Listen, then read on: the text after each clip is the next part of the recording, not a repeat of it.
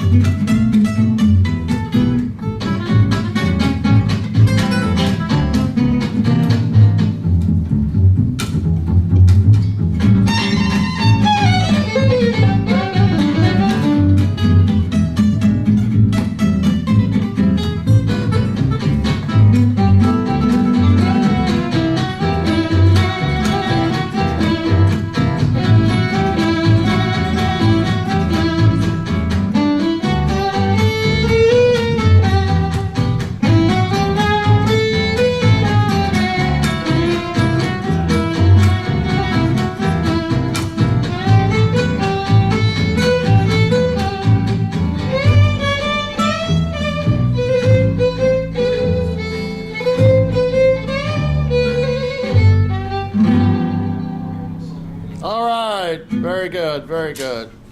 Christian, I just turned you down to sit here. Yeah, my vlog.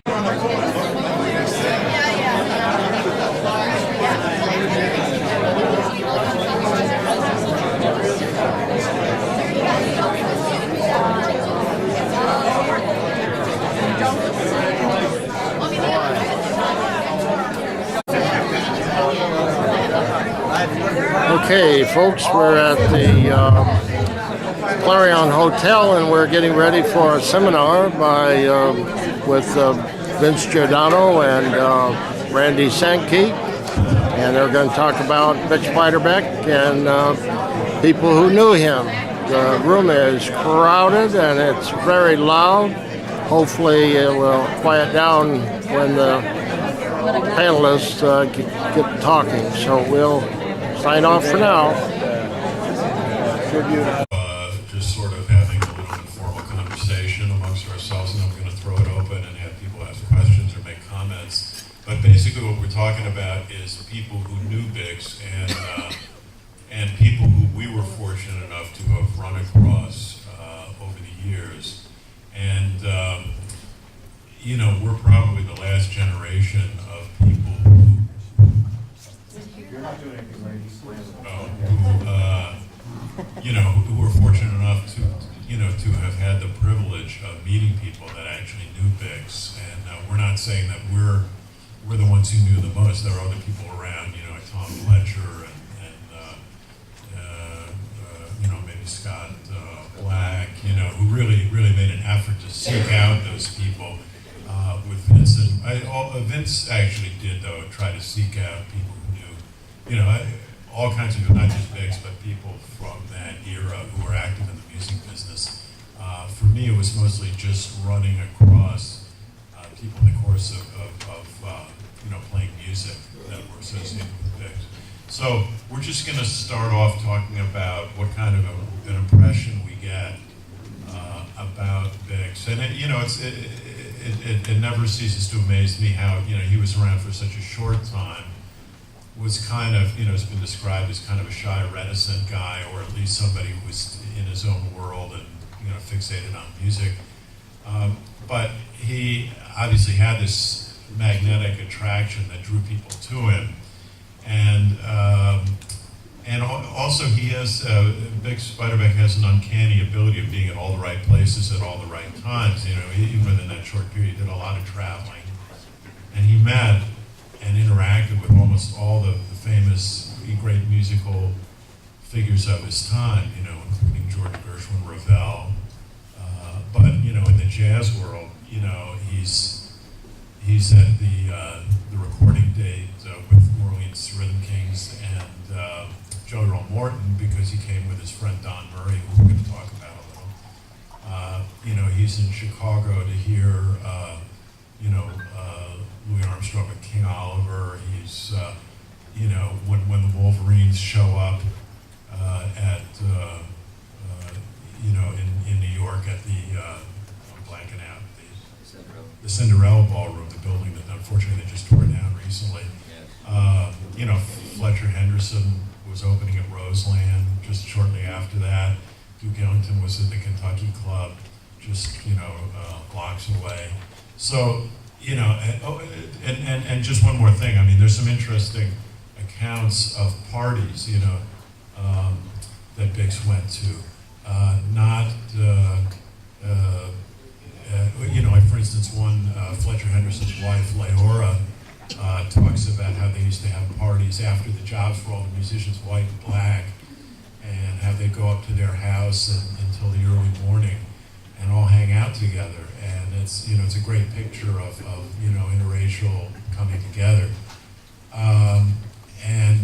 You know, and also there are other accounts by black musicians of Bix hanging out with them. And there's a very interesting one, which is in Lionel Hampton's book. It's called Hamp, about his uncle in Chicago who had parties, and how all these people, you know, Joe Earl Morton, Louis, Bessie Smith, everybody used to come over, and Bix was one of those who used to come.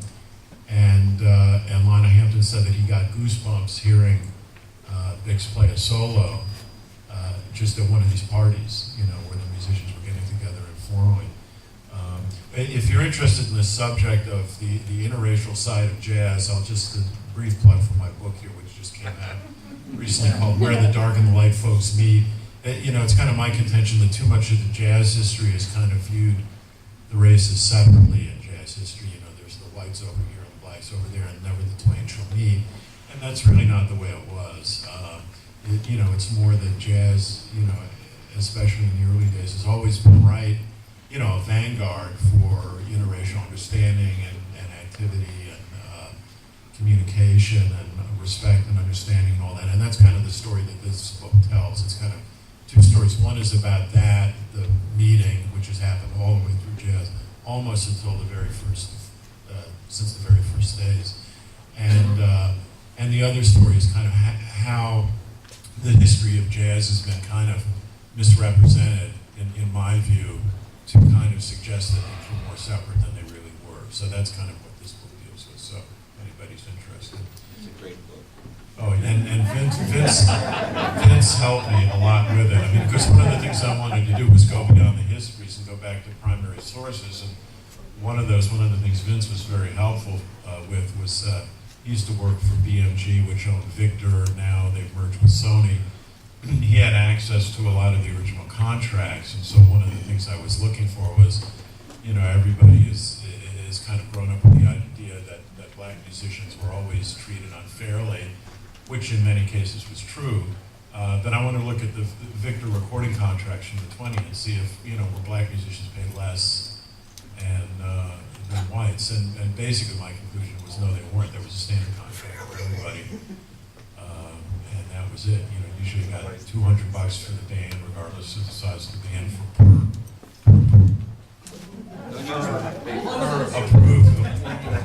approved master. And then Dave Sagan to the rescue.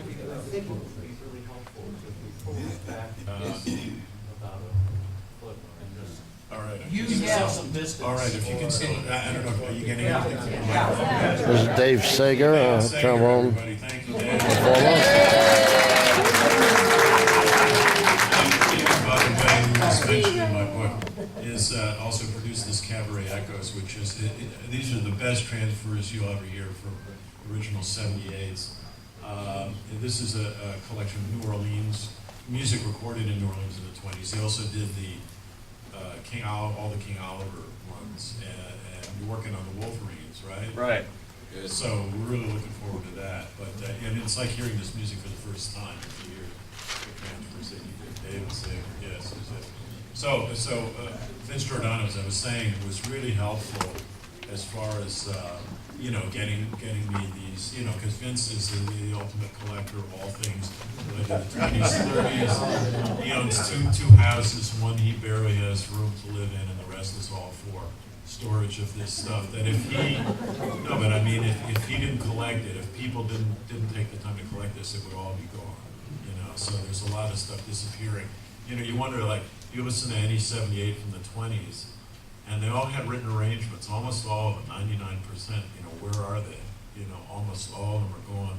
What Vince has saved is, any handwritten stuff he can get, but also has the biggest collection, I'm sure, of published arrangements of the time, stock arrangements. So at any rate, enough of that. Let's start talking about Bix and the people, the people that you ran into that knew him. So. All right. Can you hear me? Yeah. Okay, good. Better. Wish we had a better microphone. First of all, I'm so happy that. I'm sorry. Yes? We do have better. Oh, right. See that? The Weston Electric Victor Columbia people are here. Getting into the electrical age. It's so nice to have you all here. I mean, I'm surprised that anyone came. It was scheduled in the program to be in yesterday. Then it was 9:30 this morning, 10:30, and now here it's 11:30. So you guys you roll with the punches, as we do too. I was ready to do this 3 times. Anyway, Randy and I talked last year, and it was a real great thrill to talk about some of the people that we ran into over the years. So maybe some of these things you've heard before. I mean, how many people attended last year's seminar? Okay, so there's a bunch of new folks. Good, we can repeat the program. Exactly. The other folks have forgotten.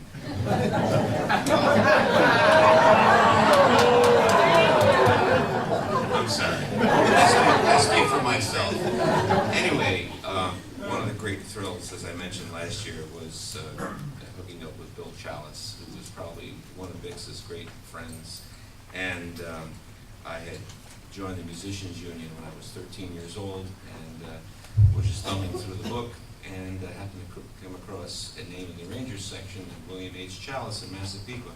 I was living in Smithtown, Long Island, and wrote him a letter. I was afraid to call him, because he was this man who did so many wonderful things, and I wanted to study with him, and I did. I took this sort of mathematical system that he picked up in the 1930s called the Schillinger system, and it was music paper and graph paper, and it was very cumbersome, and it was sort of, I can say it's like algebra or geometry, stuff that we've never used since, But we'd have 1 hour of this, and then maybe 2 hours of talking about his career, and of course a lot of it with Biggs and the Dorseys and Gold Kick Man, the Whiteman Band, you name it.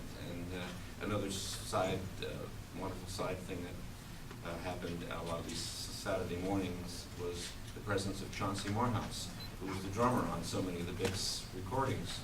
And so I was very blessed, to be this young fellow who ran into 2 individuals who were nice people and who really wanted to talk about the 1920s and Bix and Frankie Trumbauer and all these great, and that didn't happen all the time.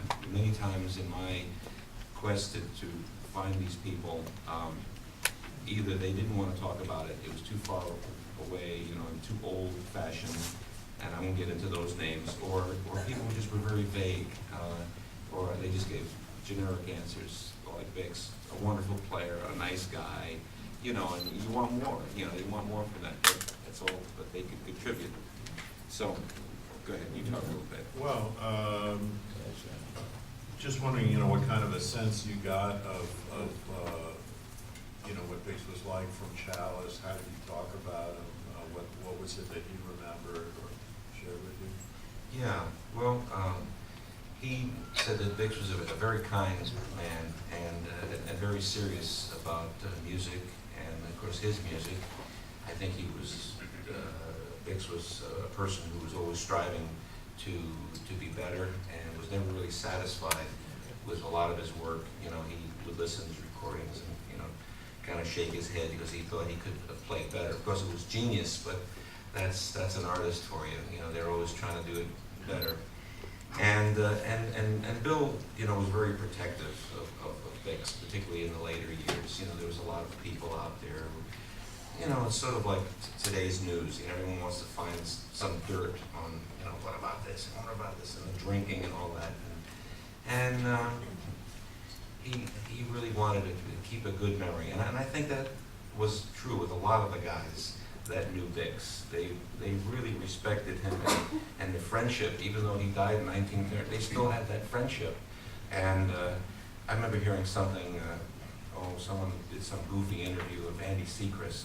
It's somewhere on YouTube or something, and the interviewer, a young fellow who shall be nameless, tried to get Andy Seacrest to say something funny about Bix, about his drinking, and the guy said, no, I have too much respect for him, and he was a great man, a great musician, and let's just leave it at that. He didn't want to go to those depths.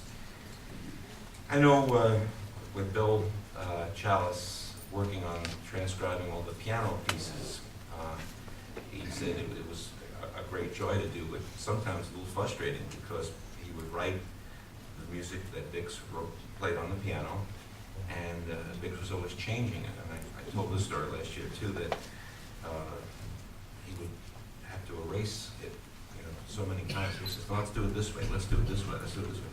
And pretty soon Bill would say, all right, let me get a new piece of paper out because there's no more lines on the paper. The manuscript lines are gone, you know, like, and even when Bill said finally, that's it, we're sending it to the publisher, this fellow that Bill was close to, Jack Robbins, who had Robbins Music, he said he was looking for another Rhapsody in Blue. He believed there's got to be more composers out there who are playing American music, and Bill was the fellow who suggested this fellow Beiderbecke. He said, this guy is creating new masterpieces, and this should be committed to paper. Anyway, they finally sent it in. Bix says, we got to change it. He said, no. It's done. He was constantly trying to improve, and there's something to be said about him. He wasn't, you know, I've read, he was carefree, he didn't care. Like, no, that's not true. Yeah, and the published version of It and Miss is, of course, very different from the recorded version of it. Yeah.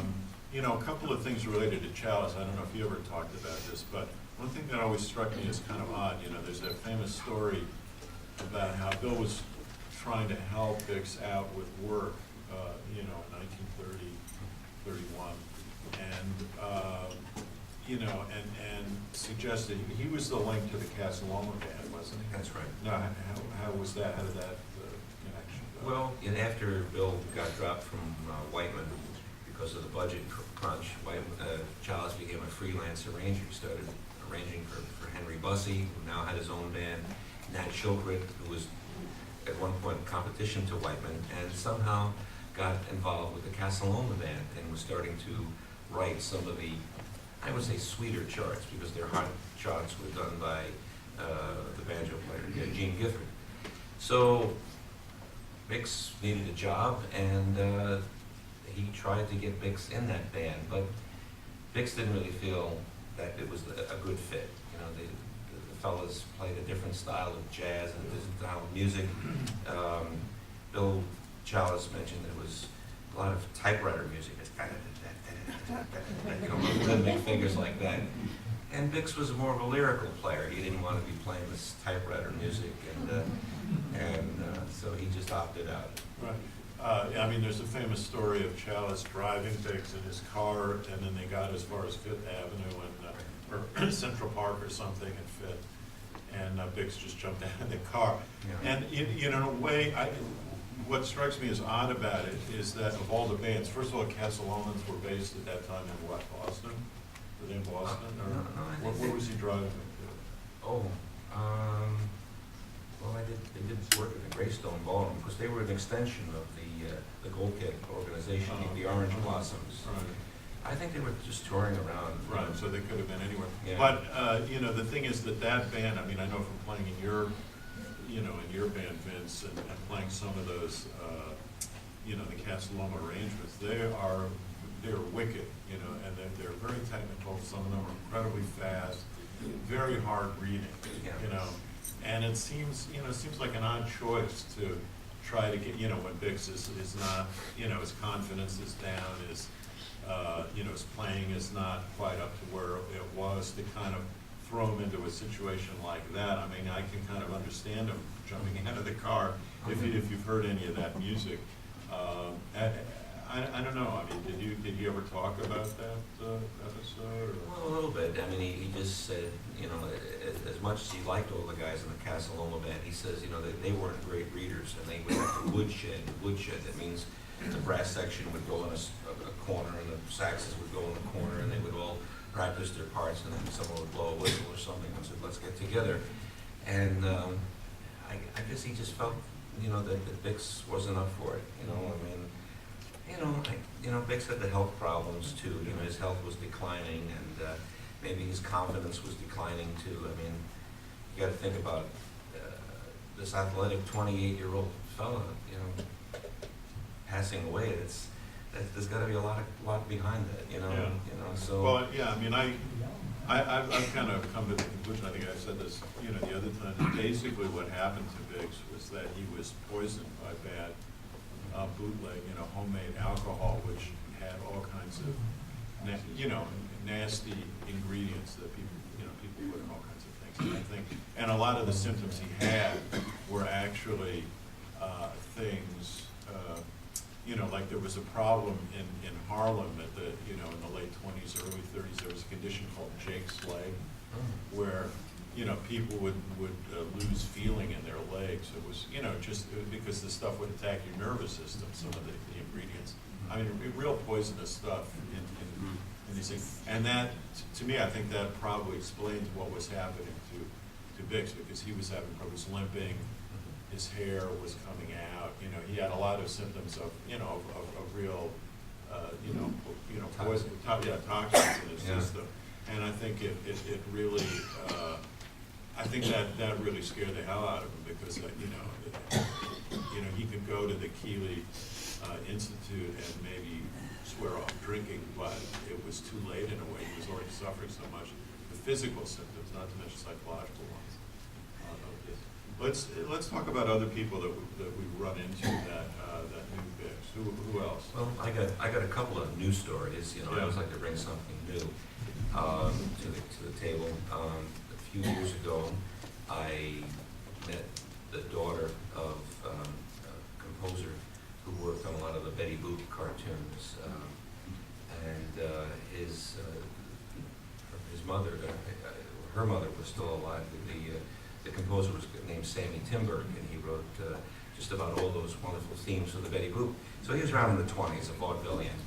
And he says, you got to meet my mom. She was a dancer, and her name was Rosemary Sinnott. And I got out to California one of the few times, and we got a chance to meet and talk, and she was a dancer. She incredibly shows up in one MGM short as this young teenage dancer. And I start talking about her career and stuff, and she says that she danced in Whoopi, the Ziegfeld production with Eddie Cantor. And I said, oh, do you remember the band? So, yes, it was Paul Whiteman's band. And one night we went on a double date. I was with one of the Whiteman musicians, and my girlfriend was with Bix Beiderbecke. And I said, wow, what, can you tell me more? She said, it was so long ago. That's the problem. You know, you're finally getting everything together, but it's just so long ago. You know, just a nice, you know, the typical stock answer, a nice fella, a wonderful time, and that was it. You know, it was a one-shot deal. So that was one story. I got a chance to hang a little bit with a fellow named Spencer Clark, a wonderful multi-instrumentalist, mostly known for his bass sax playing. He replaced Adrian Rollini in the California Ramblers. And I said, I asked him many questions, but I do remember him talking about Bix, and how about Bix? He says, well, I heard him a few times with the Gold Kid Band, and it was fantastic, and I said, how about playing? He says, one time. He says, we were playing at the California Rambler Inn, and for some reason the band was really off. I think either the guys were drinking too much or something, and all of a sudden Bix shows up with his cornet and a little, soft sack bag that he had, and he sat in, and he says, well, quite frankly, we weren't that good that night. The band, and Bix played a couple of numbers and just disappeared. He just took off. He didn't say anything. He was gone. We were looking around, and somehow he had disappeared. So that was his way of saying, well, I think I better go here. So those are two big stories. It's hard because a lot of people that I did talk to and meet, they just had vague memories. I mean, I worked with Joe Venuti at the Carnegie Hall concert where we created the Gold Kid stuff, and Joe just really said he was a wonderful musician, a great guy, a great composer on his instrument. He was making like compositions, and that was it. You try to get me more, and then something else happens. Come on, we got to go on, we got to practice, and that was it. Just on the subject of stories that haven't gotten into the books yet, I mean, just a couple of little sidelights. This is secondhand, but Dan Barrett, a friend of ours, great trombone player, who grew up on the West Coast, he knew George Orendorff, who was, was an African-American trumpet player who later worked at Louis Armstrong's band for a number of years. But before that, he was with some band. He might have been sitting in with the King's Codpickers, but he was at the Greystone in Detroit when Bix was there with Gold Kid's band. And he said, so he told this to Dan. He said, the amazing thing about Bix was that I used to, when they were playing, I'd walk all around the Greystone, and it's just no matter where you're standing, you could be in this corner, that corner, the other corner. It was like he was playing right in your ear. Yeah, let us sound. So that's another testimony about what an amazing penetrating sound. Of course, there's that famous story of Armstrong hearing him with the Paul Whiteman band when they're playing the 18th Ball Overture, and Bix was probably playing third cornet, and with all this cacophony of sounds going on, Louis said he could still hear Bix's sound quite clearly. Another story that, again, this was told to me by Doc Cheatham, another great African-American trumpet player. Fortunately, lived to be 97, I think. Or maybe he was 93 when he died in 1997. I think that's it. But at any rate, I was just wondering, I asked him if he ever ran into Bix, and he said, I never heard him play live. I was listening to him at the time, though, on record. But he said one time he was up at the Nest Club in Chicago, which was, of course, on 35th Street, this cluster of clubs, the Sunset, of Louis Armstrong fame, which still was, there either was or there will be an article in the Chicago papers about the Sunset. It's now an Ace Hardware store. But of all those legendary clubs, it's the only building that's still standing. And it was originally owned by Joe Glazer's mother. Of course, Joe Glazer became Louis' manager for decades and decades. But at any rate, across the street was the plantation where King Oliver was, and then next to that was the Nest, which had another name before that. It became the Apex Club, right? And so, and of course, Jimmy Noon was famous in his band with Earl Hines there. And so Doc Cheatham went up there to listen to that band with Jimmy Noon, and who's at the next table but Benny Goodman and Bix Beiderbecke sitting there listening. So that was the only time he saw Bix live. But again, that's another side of Bix, that he would, he always wanted to check out. He just, was addicted to music, and wanted to hear everybody. And if they were good, he just wanted to hear them for himself. Benny Goodman, I guess, I could talk about a little bit. I mean, I've told this story here before a number of times, but I mean, Tell it again. I'll tell it again. I forget. Talking about Dan Barrett. Dan and I were fortunate to have been in the last big band that Benny Goodman had, and this was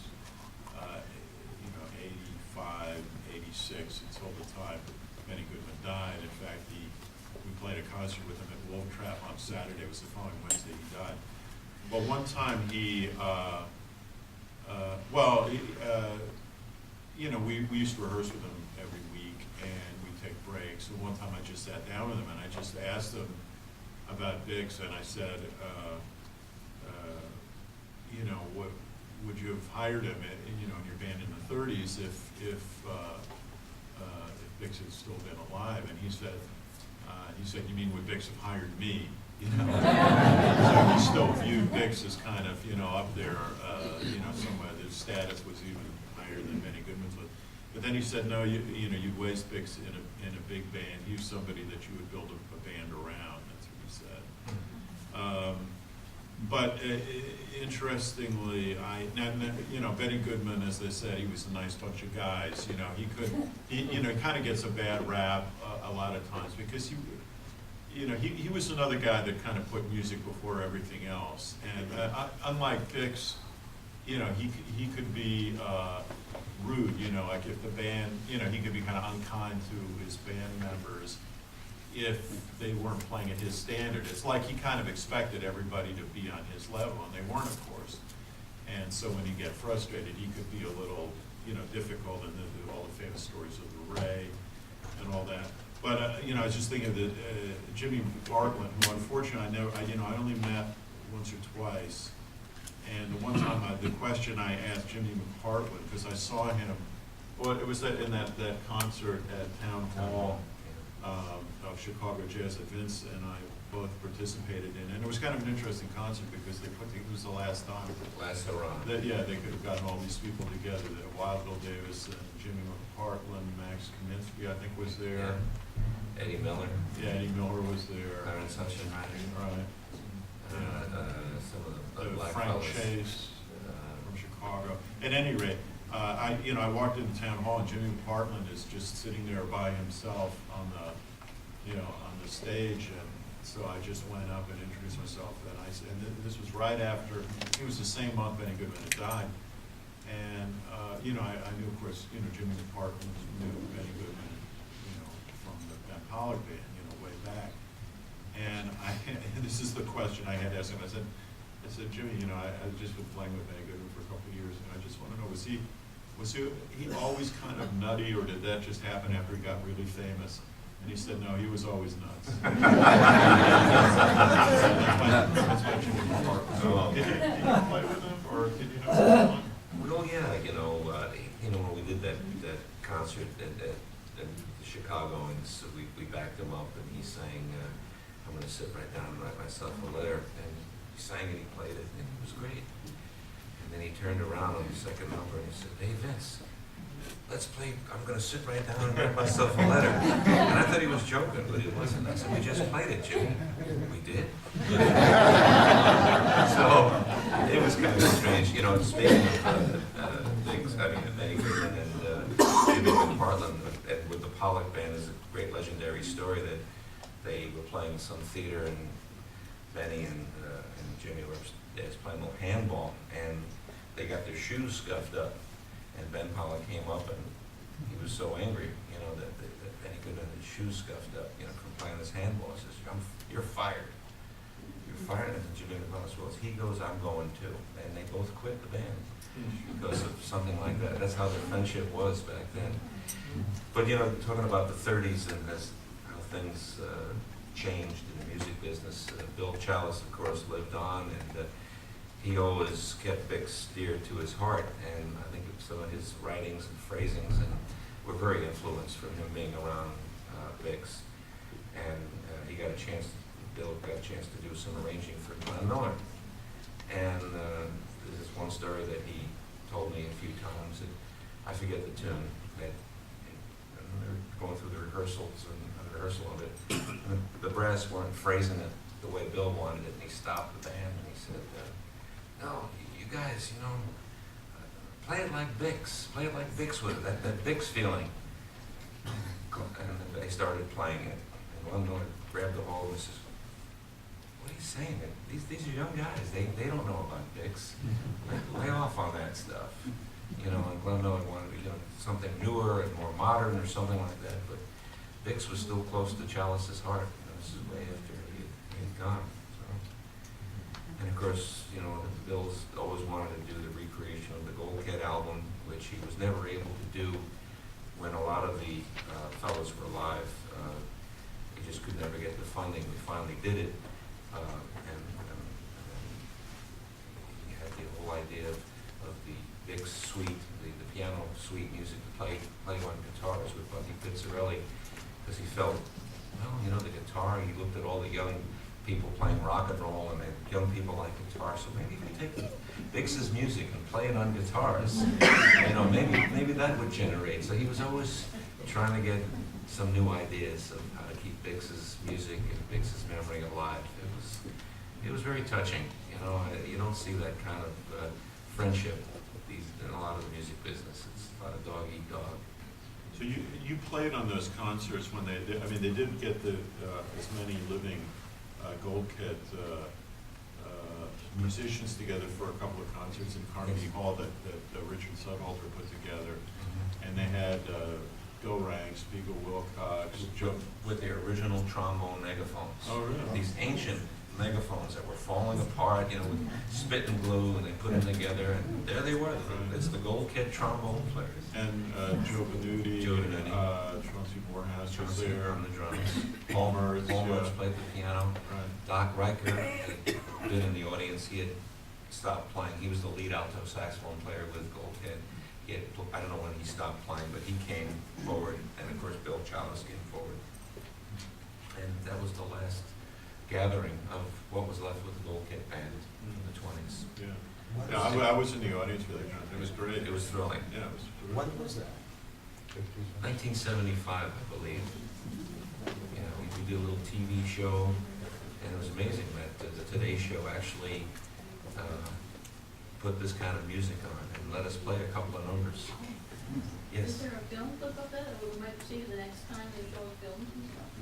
There is one film clip, I think the original one, Kenny Burns playing bass saxophone, and Chauncey's back there on the drums, and I think Effie Resnick is playing the trombone on that. So there were two times that this salute to Bix was done, which was pretty remarkable. You know, I asked George Wein about doing this, and I was, oh, forget it, we can't sell any tickets anymore, you know. But the world has changed, and back then there were more people around from that era, and we love Bix. Yes? Jim? We have Chauncey grandchildren here. Oh, yes. Maybe they have a copy of that. Do you? Do you, Susan? We have, Any of well, the recordings of like the Today Show. We don't really have any video or anything like that. We'll have to get Mark Cantor on it. Exactly, he's probably got it. You know, taping stuff in those days, you know, some people could do it, and we'll see what turns out. But, you know, I mean, that tells you something. In 1975, Carnegie Hall sold out twice, I think, Yeah. in these concerts. With the It's music. like a little over 3,000 seat capacity. Yeah. On YouTube, there is a video in which you see Big Sudhalter Yes. and the other trumpet player. Warren Bechet. Exactly. Right. So you can see part of it. Yes. I think that was the first installment. Yeah. I believe that the second came about because Louis Armstrong couldn't make it. Isn't that true? Louis Armstrong? Yeah. Well, he was already. He was on his on the way to his tour of Russia or something. I don't know I why forget. that was true. Well, I think because they, that was called the New York Jazz Repertory Company. Oh, yeah. And they went to Russia for some reason, and then that's how I got the call. Yeah, there was playing the music of Louis Armstrong. Yeah, it was the Condons thing. Yeah. Oh, yes, yes. So, you know, I mean, we've got about 15 minutes. Yeah. You say you had it's something to say. Yeah, anybody, yeah. I was wondering, Randy, if you, Yeah. I think you had told this story about Bob Haggard's Oh. encounter with Bix. Right. Do you know what I'm talking about? Yeah, well, he said that he saw him in Princeton, that Haggard just, I can't remember what Bob was doing there, if he just knew that they were playing, but he went to hear him at one of the, you know, the fraternity parties. And he said Bix was just kind of sitting there. Maybe you remember the story better than I did. The band was playing a tune, and Bix was just kind of sitting there, like, looking bored. And in the middle of it, he just stood up and started playing "I Got Rhythm," which was a different tune. And so the band just went with him. And That's one way to get in the tune played. Yeah. Just come charging in. Right. You know, interestingly enough, another thing that Benny Goodman said was that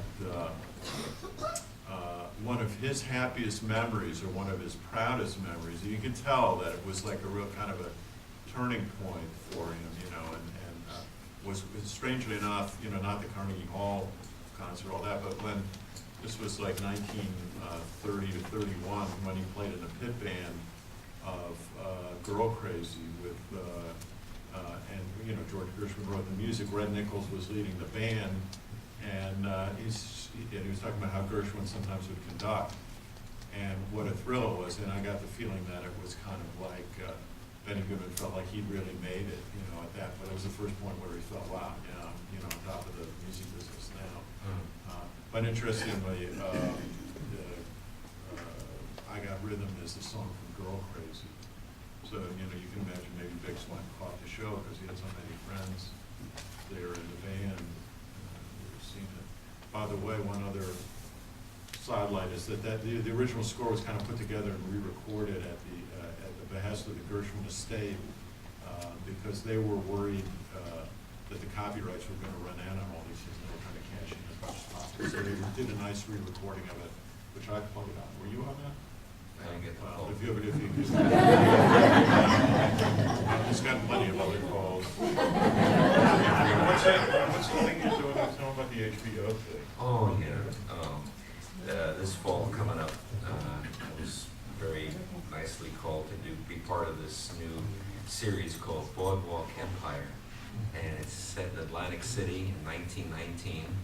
And so hopefully it's going to go up through the 20s, so I'm keeping my fingers and my toes crossed that we'll get some of Bix's music in there too, and Tram.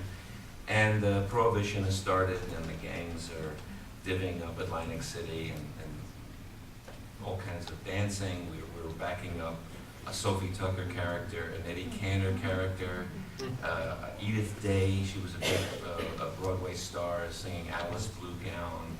And you know, there's a lot of gangsters and period clothing, and we sweated a lot. I had this authentic tuxedos, and you look inside, and it says, you know, made for Mr. Jones, you know, March 3rd, you know, 1919, and all this stuff.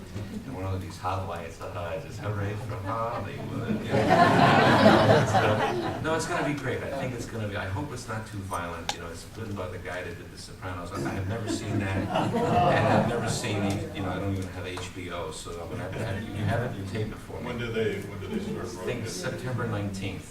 September 19th is the start of that, and I hope it influences some young people to this whole music. And how hip it is. The trailers when you go on YouTube or and look at, they have like rock and roll music, which I had nothing to do with. I repeat, I had nothing to do with that music. It sounds like Bruce Springsteen or something like that. I have no idea why they chose that music. They were, oh, your button is wrong. The button is supposed to be from 1918, and they use rock and roll music for the trailers. I don't get it. Maybe it'll spark a huge resurgence among young people on 1919 jazz, like before. Well, we did some interesting things. A lot of original Dixieland jazz band, and working with those ODJB records, listening to Nick LaRocca, I hear little phrases that Bix really picked up on. It's amazing because I never really studied it that much. I would play them, but since I had to transcribe them, I said, "Oh, listen to that." Bix really liked that, and Nick LaRocca always spoke nicely about Bix. Yeah, Bix, he was a good boy, that kind of stuff, And he didn't speak nicely about too many people. Vince, what station, what time? HBO, I don't know, every section of the country plays it at a different time. Boardwalk Empire, that's all I know. Yeah. Yeah. Boardwalk Empire, yes. Since you're talking about Bix and friends and people who recorded with him, any comments on the session where amongst the band members we have Bubba Miley? Interesting one. Supposedly that Bubber was there, I can't remember where I read this, but because of the, Leo Reisman? no, well, the guy who, maybe it was Nat Schofert or somebody. Okay. But I mean, somebody who was connected with Victor was a big fan of Bubber Miley. Was trying to- Lauren Watson? His name on it? Is it Lauren Watson? Yes. I don't know who Lauren Watson was, but Lauren Watson was an A&R guy who somehow was connected with Southern music, which was connected with Victor. There was a lot of tentacles out, you know, like one back, one hand was scratching the other. And I believe he dealt with a lot of black talent. It seems his name shows up on a lot of those recording sheets that had black talent and Southern music tunes. So, you know, maybe he was the guy who suggested Barbara Miley in there. Hard to say. But, you know, I mean, I think, you know, Hoagie would have known who he was. A lot of people knew who he was. And Bix knew him, obviously, because he'd sat in with the Ellington band when they were, when Bubba was with them. Yeah, or, you know, or the Kentucky Club even. You know, yeah, I mean, that's a very interesting session. There's a really good book, I mean, you probably know it, Mark, but by this guy, Roger Pryor Dodge, who was you know, yeah, he was a dancer. I mean, he must have been a guy who just had independent means or something, because he had these kind of careers that nobody makes money off of. But at any rate, you know, he's a white guy, but he was very friendly with Bubba Miley.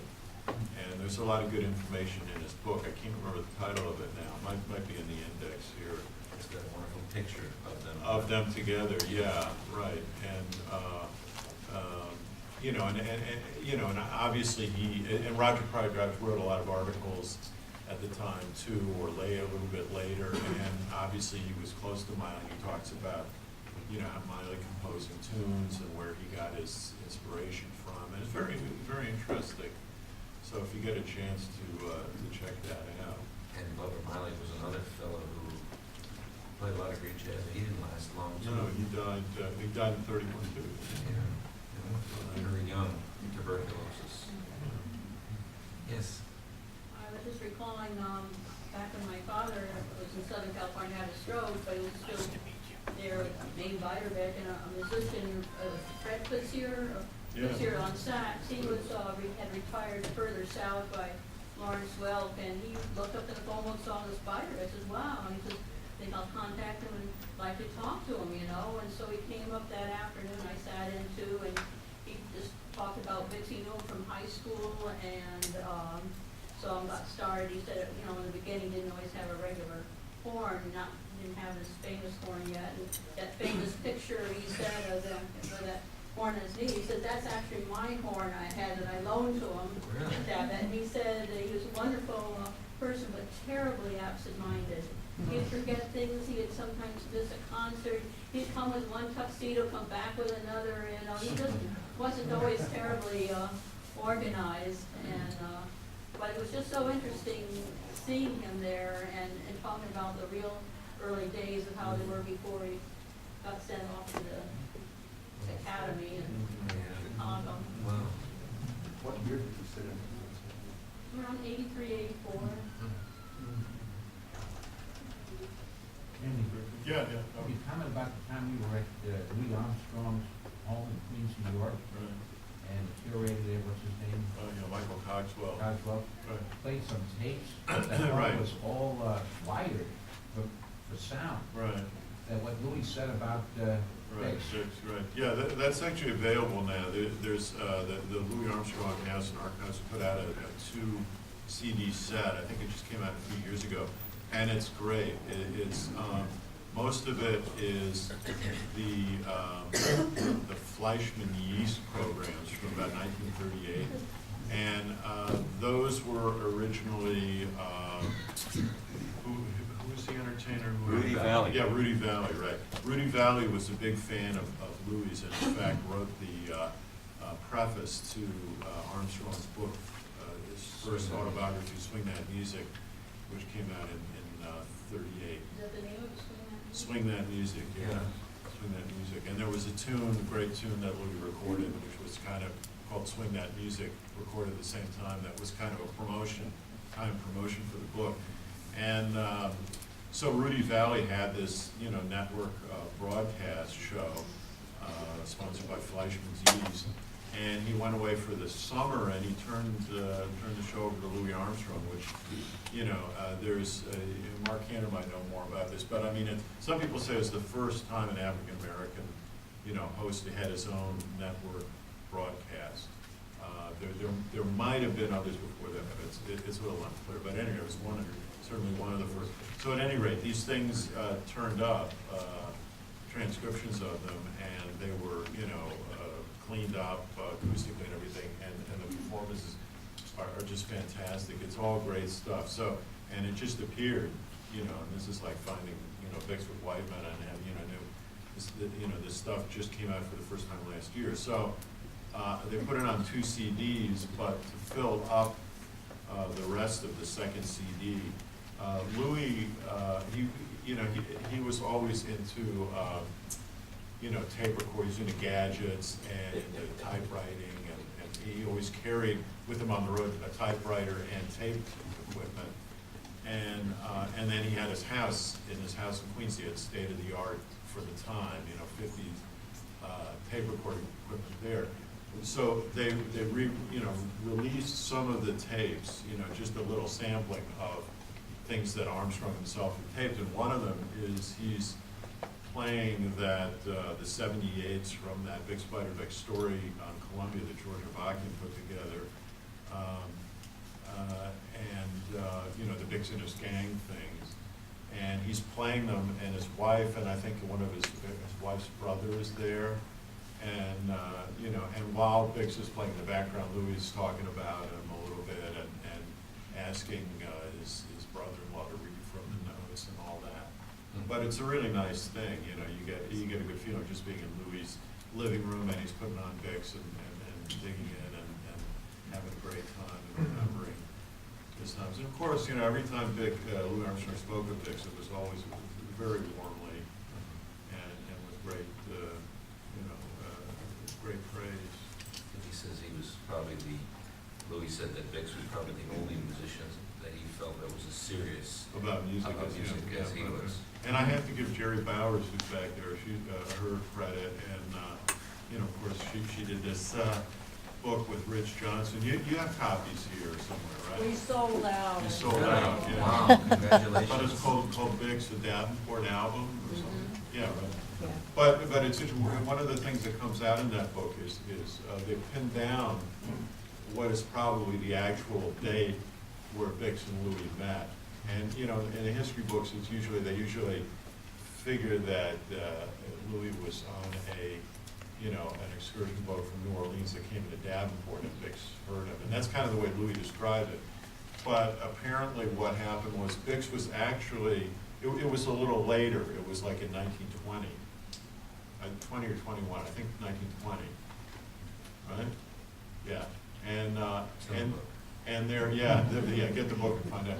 And Vicks is actually already playing, and he's playing on an excursion boat, and the boat is in, what is it, Illinois, docked in Illinois? Yeah. And so it's a little bit downriver, I believe, from here. And the boat that Louis was on with Faye Marable was in the same place, so that's where they met. And Vicks wrote a postcard to his brother, was it? Right, or a letter or something, where he talks about hearing Faye Marable's band. He misspells it, but it seems that the date of that would match with the first time he heard it. So, Great stuff. yeah. What do we got there? Yeah. Hey, Oh, so, are there any stories about the Vicks and his gang sessions? no, I don't think I ever did. It's a shame that, I couldn't keep like real concise notes or go through every aspect. And we always would talk about something, and then one story would lead to another. And might be talking about something from 1926, and all of a sudden, or I remember that date in 1938. And that's the way conversations are sometimes with these interviews. And no, I would love to ask. At one point, I asked Spencer Clark, about recordings and how they all came about and how they got contacted and did they rehearse, and he just he wasn't in the mood for talking about that, and unfortunately I couldn't get that, and it would have been nice to ask Bill Rank and Chauncey or Chalice about some of these dates, and I know that the one Trumbara book that Phil Evans put together, they mention Trumbara just and the boys they dreaded recording dates. They really did, because once you made that record, you're stuck with that. If you hit a good note or a bad note, and it was no retakes. I mean, you could have take one, take two, but still, if a record came out and you weren't happy with it, it was a lot of pressure. It was a lot of pressure on those guys, and they just like to play the concert. If someone hit a bad note, it's off into space, into the air, and that's the end of it. I did, the one time I met and played with Bill Rank, which was when I was in college, and it was on a Buddy Morrow job in Cincinnati. And I talked to him on the breaks, and he said that he remembered. I asked him about the intros and the written stuff. We talked about this last year, but Bill Rank said, no, Bix wrote all that stuff out, and it was there in the studio, so it kind of gives the impression that, again, Bix, he wasn't this kind of haphazard sort of person when it came to, when it came to the recordings. He was prepared, he had this stuff done, and he thought about it, and it sounds like it on those records, it comes through. There's that famous, I don't know about how famous, but when they made the recordings in Chicago, I believe Bull Man River and La Da Da, and the recording studio was so hot that they just stripped down to their underwear. And Bix's brother was there, and I think he talked about it. But it kind of reminds you of like how difficult it was. And in the booklet, there was an interesting article. I'd never seen that stuff about that Nicola Rocca was talking about how they recorded the ODJB and how difficult it was for them, and how it was, everybody was so separated, he couldn't hear anybody else, and it makes you appreciate that music even more. It's amazing the records sound as good as they do. Yeah, they sound very very tight and coherent and everything like that. Yeah, good. How was the, speaking of your audio system, how is the Jeanette research project coming along? Are you privy to that information? Well, we have somebody here from that, right? Don't we? Or did they leave? Anybody here? No? We insulted the audience. I don't really know, but I mean, there are people, there is that Jeanette Foundation, and there are people doing that, so, but we're on the other coast. Yeah. Supposedly all the 3x5 cards are at the Institute of Jazz Studies. Yeah, I've seen them, Yeah, Loganster. Would you comment about the development of the Bix Museum that we're working on? Oh, well, yeah.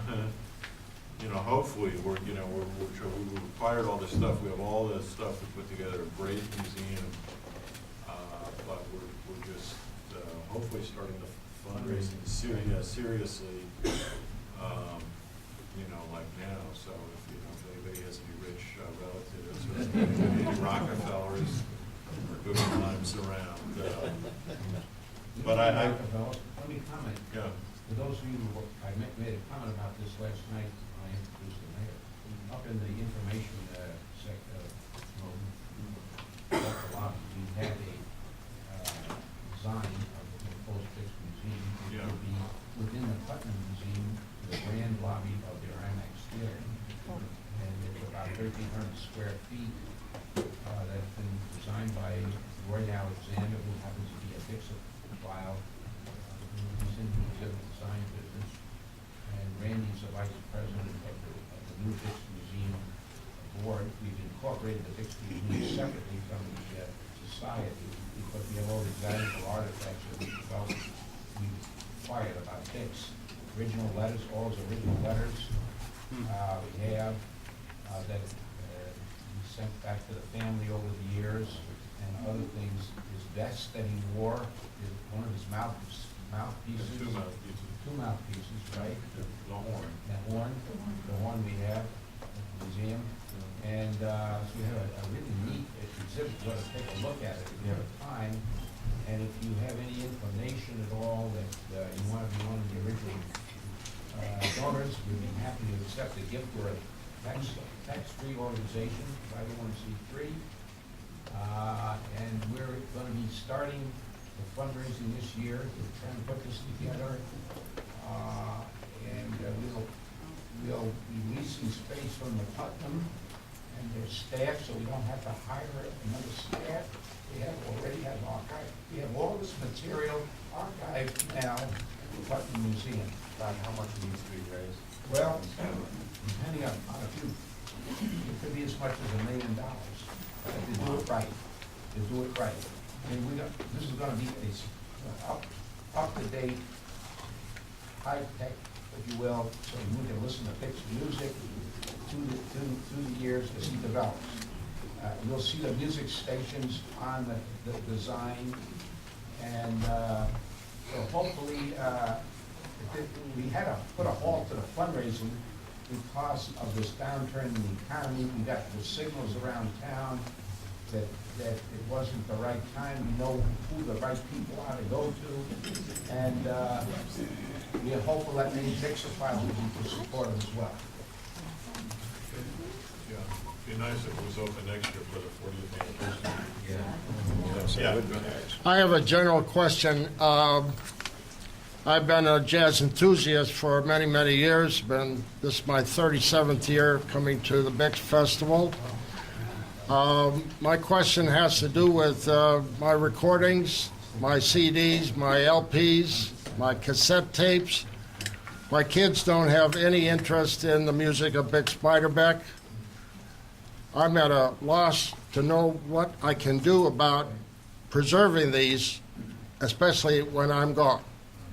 And anybody that's got any ideas, I think we all, a lot of white-haired people here, young folks like myself, I think we need to get some ideas as to what we do with our prized collection of recordings so that it doesn't go into the dumpster. Another point I wanted to make is that I have 200 videos on YouTube.